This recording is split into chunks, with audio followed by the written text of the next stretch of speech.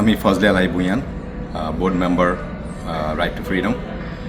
আজকে এই মুহূর্তেই আমি এখানে এসেছি। আমাদের রাইট টু ফ্রিডমের ফাউন্ডিং মেম্বার, বাংলাদেশ অ্যাম্বাসেডর যিনি ছিলেন, অ্যাম্বাসেডর বিএল মাইলাম, আজকেই ইন্তেকাল করেছেন ইউএসএতে। আমরা সবাই শোকাহত।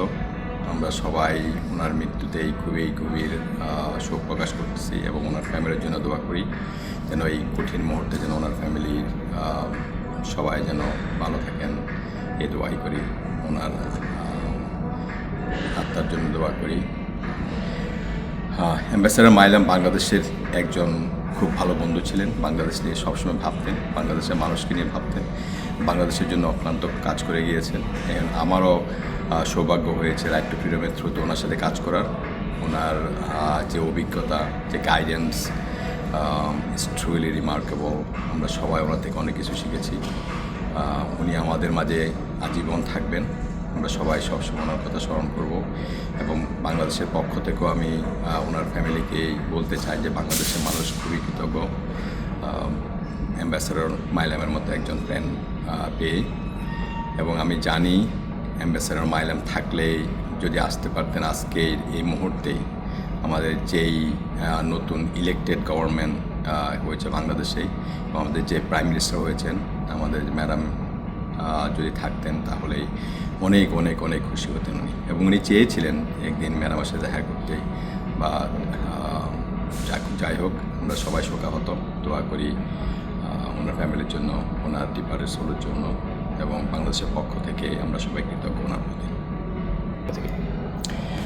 রাইট টু ফ্রিডমের থ্রুতে বাংলাদেশের গণতান্ত্রিকের জন্য উনি সবসময় কথা বলতেন। বাংলাদেশের হিউম্যান রাইটস নিয়েও সবসময় কথা বলতেন, ডেমোক্রেসি নিয়ে সবসময় কথা বলতেন। উনি চাইতেন যে বাংলাদেশ যেন অ্যাটলিস্ট সাউথ ইস্ট এশিয়ার মধ্যে একটা ভালো কান্ট্রি হিসেবে যেন উঠে দাঁড়ায় এবং বাংলাদেশের যেন সেই ডেমোক্রেসি যেন ঠিকভাবে চলে এবং বাংলাদেশের হিউম্যান রাইটস নিয়ে যেন কেউ কখনো কথা বলতে না পারে। বাংলাদেশকে নিয়ে উনি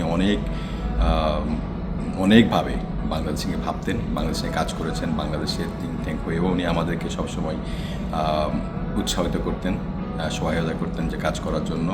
এবং ওনার গাইডেন্সে আমরা ওখানেই সবসময় কাজ করে আসছি, কাজ করতাম এবং ওনার থেকে আমরা সবাই সব কিছু শিখেছি এবং আমরা we are for ever grateful to ambassador Milam. রাষ্ট্র হিসেবে বাংলাদেশে অনেক ভালো ভালো কাজ করেছেন। আমি জানি যে উনি যখন এখানে ছিলেন তখন আমাদের এরশাদেরা ছিলেন। উনি তখনও বাংলাদেশের ডেমোক্রেসি নিয়েই যে কাজ করেছেন, বাংলাদেশের একটা ডেমোক্রেটিক কান্ট্রি হিসেবে দেখার জন্য, বাংলাদেশের ফিউচারকে নিয়ে যে ওনার যে লেখা, ওনার যে কথা, ওনার যেই চিন্তাধারা ছিলেন। উনি অ্যাকচুয়ালি গত বছর ইফ আমরা মিস্টেকেন বাংলাদেশে এসেছিলেন, ভিজিট করেছেন আমাদের রাইট টু ফ্রিডম থ্রুতে।